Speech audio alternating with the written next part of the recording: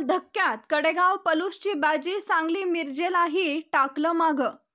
सांगली लोकसभेची जागा जिंकत अपक्ष उमेदवार विशाल पाटील यांनी भाजपचे संजय काका पाटील आणि महाविकास आघाडीचे पैलवान चंद्रहार पाटील या दोघा मल्लांना चितपट करून राजकीय आकडा जिंकलाय। लाखावर मतांची आघाडी घेत त्यांनी 2 गट लोकसभा निवडणुकांचा वचपा काढत संजय काकांची इथली हॅट्रिक हुकवली। टपाली मतांपासून आघाडी घेत विशाल पाटलांचा अश्वमेध सुरू झाला। विधानसभा क्षेत्रनिहाय आकडेवारीत कडेगाव पलूसने 1 नंबरचे मताधिक्य दिलंय।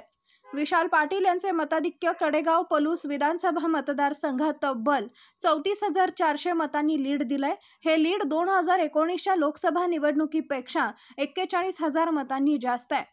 विधानसभा क्षेत्रनिहाय विशाल पाटील यांचे मताधिक्य असं आहे की सांगली 18,000, मिरज 24,700, तासगाव कवटेमंकाळ 14,000, जत 10,000, पलूस कडेगाव 34,400 आणि खानापूर अटपाडी 17,700 या मताधिक्यांमुळे काँग्रेसला जिल्ह्यात पुन्हा एकदा आजचे दिनची चाहूल लागली आहे।